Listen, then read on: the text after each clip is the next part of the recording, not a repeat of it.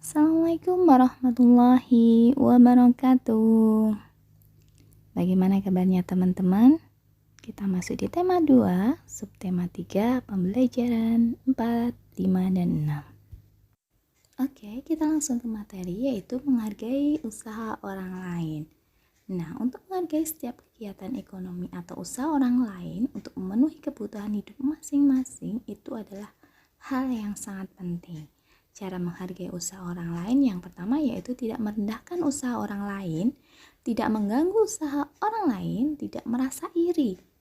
Dan kita harus bisa bersaing dengan sehat ya jika kita memiliki usaha yang sama. Dan yang poin yang terpenting yaitu jika kita sukses dengan usaha yang kita jalani, sebaiknya kita membantu usaha orang lain agar mengikuti kesuksesan yang kita alami.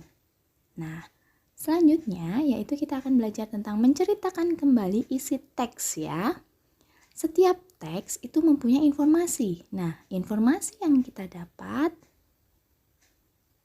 itu bisa secara tersurat dan tersirat. Nah, informasi tersurat yaitu informasi yang tertulis jelas ya di dalam teks, dan informasi tersirat yaitu informasi yang tidak tertulis langsung. Jadi tertulis dan tidak tertulis. Langkah menceritakan kembali isi teks yang pertama yaitu baca dengan seksama. Buat daftar pertanyaan serta jawabannya. Dan yang selanjutnya itu merangkai jawaban secara singkat. Oke, tanggung jawab kebersihan lingkungan.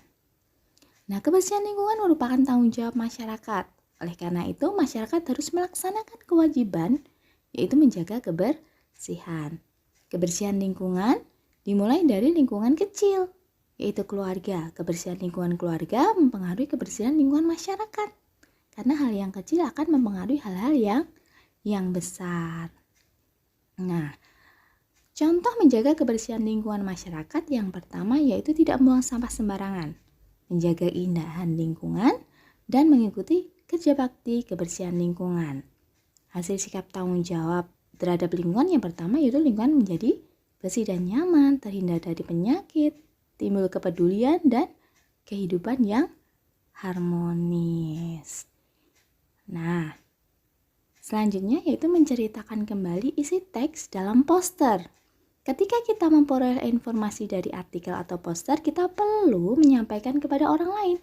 Nah, dengan cara mengelola informasi agar lebih mudah dipahami. Hal yang perlu kita perhatikan apabila kita menceritakan kembali isi teks atau poster yang pertama yaitu dengan bahasa sendiri ya teman-teman, menguasai materinya yang ada di poster atau teks itu, menjelaskan secara terperinci, dan hal yang penting yaitu mengucapkan cara jelas dan intonasi yang benar. Nah, kita masuk di perawat pernafasan dengan tidak merokok. Karena di dalam rokok yaitu mengandung zat yang berbahaya seperti tar, nikotin, karbon monoksida, dan lain-lain. Penyebab penyakit sistem pernafasan manusia yang paling utama adalah karena merokok. Jika terkena zat kimia yang terlalu banyak dan waktu yang lama akan mengalami gangguan fungsi paru-paru. Bahaya merokok untuk kesehatan yang pertama yaitu terserangnya kelumpuhan otak, penyakit kanker paru-paru, penyakit bronkitis, pneumonia, emfisema, dan mempercepat kematian sel tubuh. Yang kelima yaitu bagi wanita yaitu apa teman-teman? Mengganggu kesehatan janin bagi ibu hamil. Jadi jangan sampai ya wanita merokok. Nah, selanjutnya yaitu kita akan belajar bagaimana langkah-langkah membuat gambar cerita. Yang pertama yaitu siapkan alat dan bahan. Yang kedua, tentukan tema atau gagasan yang ingin dibuat. Tentukan objek yang ingin digambar seperti tokoh, suasana, corak gambar, dan media. Yang keempat, membuat sketsa.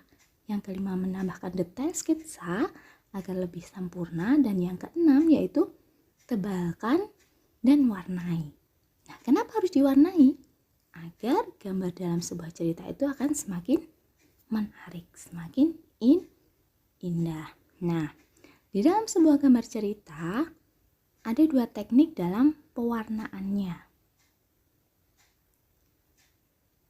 Teknik pewarnaan gambar cerita yang pertama yaitu teknik kering, teknik pewarnaan yang tidak memerlukan pengencer air atau minyak. Pensil warna, krayon, oil, pastel. Teknik basah, teknik pewarnaan yang memerlukan pengencer air atau minyak. Contohnya cat air dan cat minyak. Nah, kering dan basah.